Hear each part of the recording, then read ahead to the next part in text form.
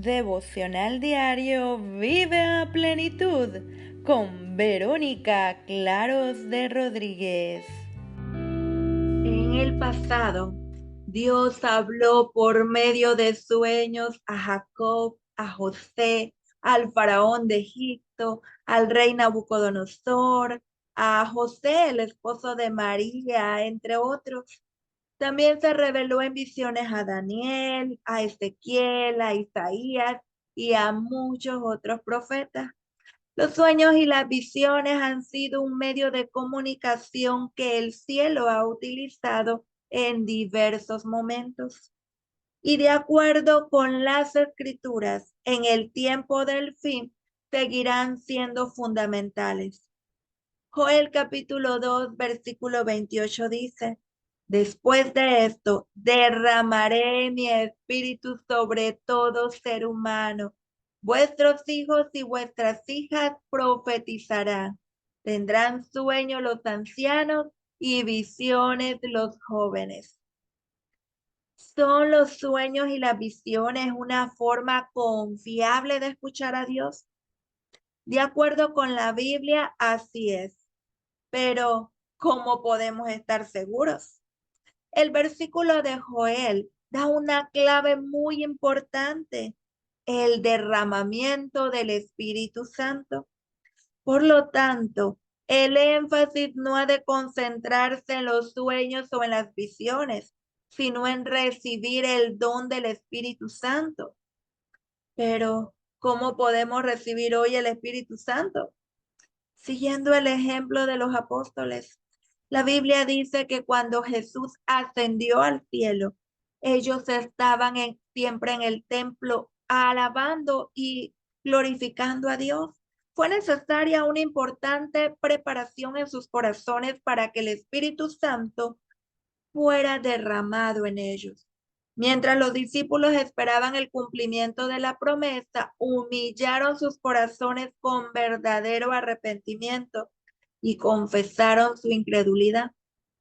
Los discípulos oraron con intenso fervor, pidiendo capacidad para encontrarse con los hombres y en su trato diario hablar palabras que pudieran guiar a los pecadores a Cristo, poniendo aparte toda diferencia, todo deseo de supremacía, se unieron en estrecho compañerismo cristiano.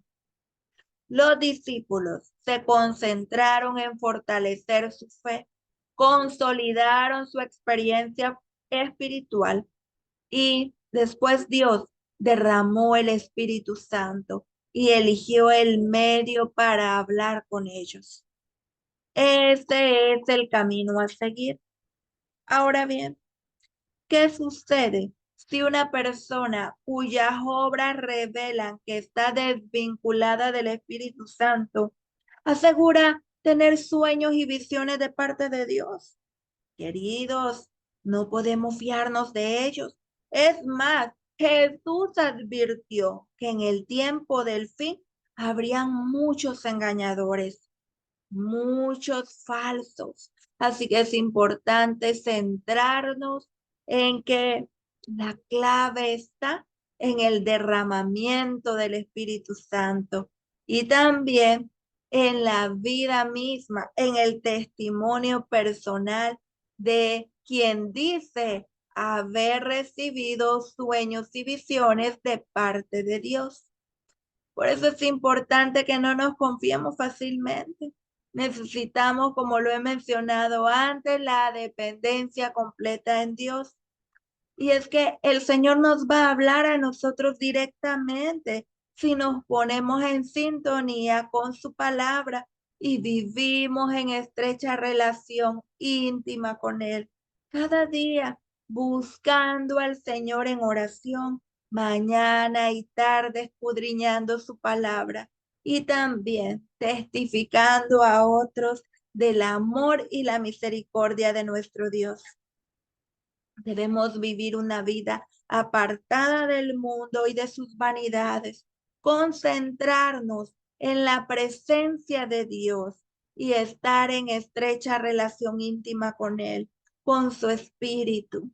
Es importante que le busquemos al Señor directamente para que no nos dejemos engañar por falsos, engañadores, hombres, amantes de sí mismos que dicen tener sueños y visiones de parte de Dios.